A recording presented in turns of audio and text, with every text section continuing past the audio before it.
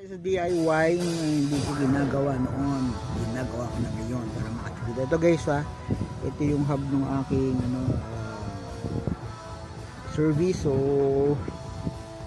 kailangan kong magtipid kaya ako nagtanggal. First time ko nagtanggal nito guys dito. Dali lang pala tanggalin, pupukpukin mo lang yan guys. So nandito yan no, kasama to para ma-support niya yan. Pasok.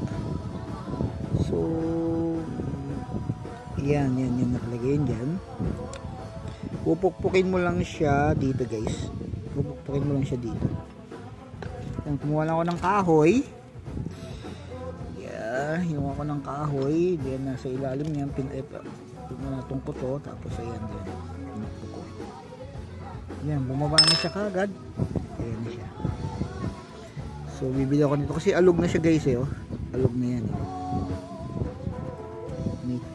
tumutunog na. So inaagapan ko lang para hindi ako magkaroon ng problema biglang, kasi pag biglang nabako yan malakas pwedeng madurog. So pag bago medyo lalaban pa So yun na nga, agapan lang natin. So every time kasi ako na kasi nagpapalit ng mga interior, bumalik ako tapos maliit yung gulong ko para makatipid. Ngayon ito na yung babalitan natin guys para makatipid tayo. So ginamit ko itong old na center niya post yan. Ginamit ko, so tinago ko para pangpukpok. So tanggal ko na siya. Yan, ito hindi ko na ito papalitan kasi parang lang siya, rubber damper lang. Binisan lang natin. Ayan. So ito. Yan. So malapit na babae at maayos natin yan. Bibili tayo nito. Ito problema ko guys, wala akong budget para dito sa aking dito, kaya ang ginawa ko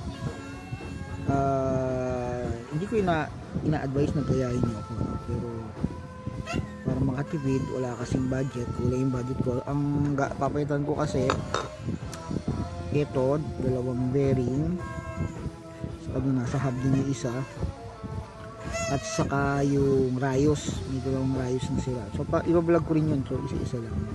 Ito lang guys, kaya inano ko, tinuro ko sa inyo para alam nyo rin mga DIY dyan. Dali lang siya tanggalin kasi pag pinagawa natin yan magbabayad ka pa. So ito dali lang. So ngayon alam ko na gawin. So dyan mo lang pupupukin. Nandiyan kasi yan sa loob guys, nandiyan yan sa loob. Ayan, nakita nyo yan, pinagawa nyo dyan. Ito kasama yan, dalawa sila nakagawa dyan. Tapos pupupukin mo lang siya dito, pupupukin mo lang siya dito at lalabas na yun. Ayan ayan. So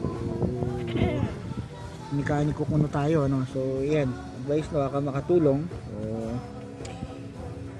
po kayong, kasi mas mahal pag pagawa, bibili ka pa neto, hindi ko lang kung ganito. Gagawin ko nga dito guys para makatipid, order na ako online baka yung online ko na lang to, kunin ko lang yung number dito para, kasi may number yan dito para malaman mo kung anong klaseng hindi naman ako nagmamadali kasi uunahin kong gawin yung aking e-bike. So dalawa yung sa ibang mga motor ko, titirahin ko na sila para wala akong problema guys.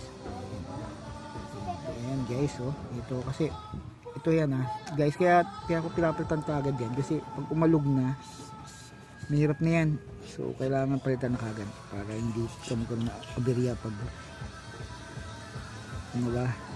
So saan ito magagamit to, kaya tatago ko.